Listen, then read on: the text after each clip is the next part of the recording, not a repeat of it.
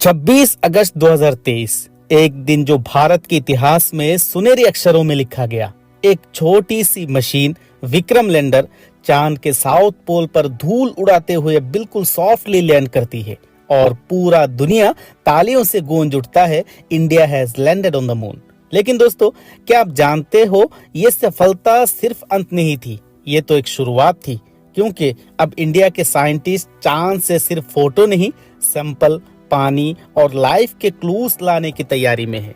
आज के इस वीडियो में हम जानेंगे चंद्रयान 3 के बाद क्या हो रहा है, इंडिया के आने वाले चांद मिशन का रोड मैप क्या है और क्या सच में इंडिया चांद से मिट्टी लेकर वापस आ सकता है। तो एंड तक बनी रहिए दोस्तों, क्योंकि आज हम स्पेस के सबसे एक्साइटिंग सीक्रेट्स खोलने वाले हैं। तो वीडियो काफी मजेदार होने वाला है दोस्तों। अगर आपको वीडियो अच्छा लगता है प्लीज हमारे चैनल को सब्सक्राइब कीजिए। तो चलिए वीडियो को शुरू करते हैं। इसरो यानी कि इंडियन स्पेस रिसर्च ऑर्गेनाइजेशन, जो दुनिया के सबसे एफिशिएंट और इंटेलिजेंट स्पेस एजेंसीज में से एक है। आज से कुछ साल पहले जब दुनिया के पावरफुल देश बिलियन डॉलर्स खर्च करते थे एक लैंडिंग मिशन के लिए, तब इंडिया ने सिर्फ एक फ्रैक्शन कॉस्ट में चंद्रयान 3 जैसा मिराकल कर दिखाया। और अब उसी मिशन का डेटा, टेक्नोलॉजी और एक्सपीरियंस पर बेस करके इंडिया बन रहा है लूनर सुपर पावर। चलो स्टेप बाय स्टेप समझते हैं चंद्रयान 3 के बाद क्या बड़ा हो रहा है। दोस्तों, सबसे पहले बात करते हैं चंद्रयान 3 की अचीवमेंट की। ये मिशन एक परफेक्ट टीचर बना इंडिया के साइंटिस्ट के लिए। ये मिशन ने प्रूफ कर दिया कि इंडिया सॉफ्ट लैंडिंग कर सकता है। रोवर यानी कि प्रज्ञान ने मून की सरफेस पर सल्फर, एल्यूमिनियम, सिलिकॉन, कैल्शियम जैसे एलिमेंट्स डिटेक्ट किए और सबसे बड़ी बात, थर्मल एनालिसिस और ग्राउंड कंपोजिशन डेटा ने नेक्स्ट मिशन के लिए फाउंडेशन रेडी किया। अब यही लर्निंग्स यूज होंगी चंद्रयान 4 और लूपेक जैसे मेगा प्रोजेक्ट्स में, क्योंकि हर सक्सेस के पीछे एक ट्रेनिंग होती है और चंद्रयान 3 ने इंडिया को चांद पर बेस सेटअप करने के लायक बना दिया। दोस्तों, अब आते हैं सबसे फैसिनेटिंग प्रोजेक्ट पर, चंद्रयान 4। ये मिशन दुनिया के लिए एक गेम चेंजर होगा, क्योंकि इस बार गोल सिर्फ लैंडिंग नहीं बल्कि चांद की मिट्टी को लेकर वापस लाना है। दोस्तों, चंद्रयान 4 एक मल्टी मॉड्यूल मिशन है, मतलब इसमें एक नहीं बल्कि 4 अलग अलग मॉड्यूल्स होंगे। नंबर 1 जो मॉड्यूल होगा उसका नाम है डिसेंडर मॉड्यूल। ये लैंड करेगा मून पर और सैंपल कलेक्ट करेगा। नंबर 2 एसेंडर मॉड्यूल, ये कलेक्टेड सैंपल को उठाकर मून के ऑर्बिट में भेजेगा। और 3 नंबर जो मॉड्यूल है ट्रांसफर मॉड्यूल, ये सैंपल को रिसीव करेगा और अर्थ के तरफ लाएगा। और 4 नंबर जो मॉड्यूल है री एंट्री कैप्सूल, यानी कि अर्थ के एटमॉस्फेयर में एंटर होके सेफली सैंपल को सरफेस पर ड्रॉप करेगा।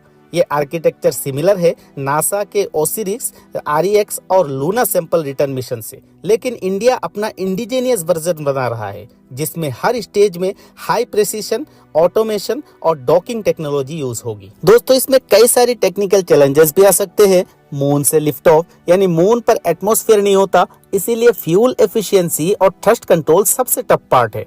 ऑर्बिटल डॉकिंग, यानी एसेंडर और ट्रांसफर मॉड्यूल को स्पेस में एक दूसरे से परफेक्टली कनेक्ट करना होगा। 1 मिलीमीटर का भी अगर एरर हो गया तो मिशन फेल हो सकता है। सैंपल कंटामिनेशन, सैंपल को प्योर अनकंटामिनेटेड रखना होगा ताकि अर्थ के लैब में एक्यूरेट एनालिसिस हो सके। दोस्तों, इसरो के करंट रोड मैप के हिसाब से चंद्रयान 4 को 2027 के आसपास लॉन्च करने का टारगेट है। अगर सब कुछ प्लान के हिसाब से चला तो इंडिया पहला एशियन कंट्री बनेगा जिसके पास रियल लूनर सॉइल सैंपल्स होंगे। दोस्तों, अब आते हैं अगला मिशन, लूपेक्स यानी लूनर पोलर एक्सप्लोरेशन मिशन, जिसे कुछ लोग चंद्रयान 5 भी बोलते हैं। ये एक जॉइंट मिशन है इंडिया के इसरो और जापान के जक्सा के बीच। दोस्तों, मून के साउथ पोल के अंदर उन डार्क क्रेटर में एक्सप्लोरेशन करना जहां सनलाइट कभी नहीं पहुंचती। साइंटिस्ट बिलीव करते हैं कि उन अनशेड्यूल्ड रीजन में फ्रोजन वाटर आइस है जो फ्यूचर एस्ट्रोनॉट्स के लिए लाइफ सेवर बन सकता है। और ये मिशन के लिए इसरो बना रहा है लैंडर, जक्सा प्रोवाइड करेगा रोवर जो ड्रिल करके 1 मीटर तक के डेप्थ से सैंपल निकालेगा। रोवर में स्पेशल सेंसर्स होंगे जो आइस और मिनरल्स डिटेक्ट करेंगे। सोचो दोस्तों, अगर मून के साउथ पोल में पानी मिल गया तो वहीं से ऑक्सीजन और रॉकेट फ्यूल यानी कि हाइड्रोजन प्लस ऑक्सीजन बनाना पॉसिबल होगा। मतलब फ्यूचर में एस्ट्रोनॉट्स को अर्थ से फ्यूल लेके जाने के लिए जरूरत नहीं पड़ेगी, मून खुद एक रिफ्यूलिंग स्टेशन बन सकता है। ये मिशन इंडिया को लूनर रिसोर्स मैपिंग के ग्लोबल रेस में टॉप कंटेंडर बना देगा। दोस्तों, जब हम रोबोटिक मिशन की बात करते हैं तो एक और प्रोजेक्ट साइलेंटली रेडी हो रहा है, गगनयान। यानी कि ये इंडिया का पहला मैन्ड स्पेस मिशन है जिसमें इंडियन एस्ट्रोनॉट्स को अर्थ ऑर्बिट में भेजा जाएगा। दोस्तों, इस मिशन का गोल होगा 3 इंडियन एस्ट्रोनॉट्स को 400 किलोमीटर ऑर्बिट तक भेजना, 3 दिन तक उन्हें सेफ एनवायरनमेंट में रखना, फिर सेफली अर्थ पर रिटर्न करना। इसमें वोमित्रा नाम की ह्यूमनॉइड रोबोट ऑलरेडी टेस्ट के लिए रेडी है। गगनयान से इंडिया को re entry capsule technology, life support system और स्पेस एंडोरेंस में मास्टरी मिलेगी, जो फ्यूचर में ह्यूमन मून मिशन के लिए ग्राउंड वर्क करेगी। और याद रखो दोस्तों, चंद्रयान और गगनयान दोनों मिलके ही बना रहे हैं इंडिया का human plus robotic hybrid space era. दोस्तों, चंद्रयान और गगनयान के बाद इसरो रुक नहीं रहा, आने वाले कुछ मिशंस और भी ज्यादा एक्साइटिंग है। शुक्रयान यानी कि वेनस मिशन प्लेनेट के क्लाउड्स और एटमॉस्फेयर को स्टडी करेगा।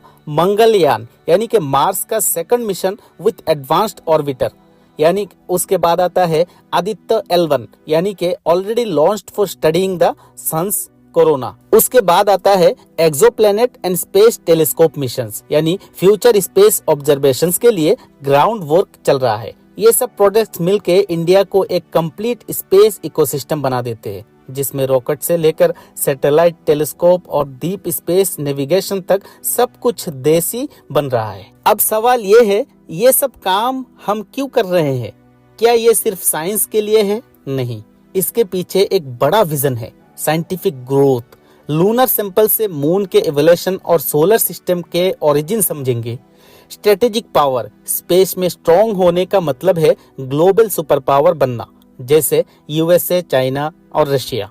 Economic growth, private Indian companies को सैटेलाइट एंड रॉकेट कंपोनेंट्स बनाने के कॉन्ट्रैक्ट्स मिल रहे हैं।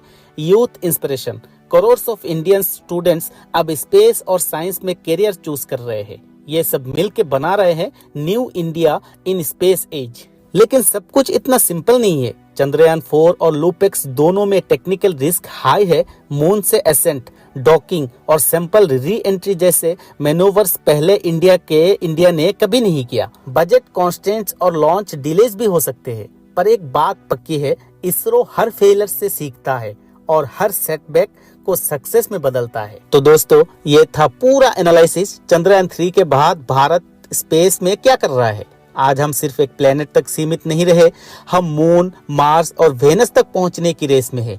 और अगर सब कुछ प्लान के हिसाब से चला तो 2030 के बाद मेड इन इंडिया स्पेसक्राफ्ट चांद की मिट्टी लेकर वापस आ रहे होंगे।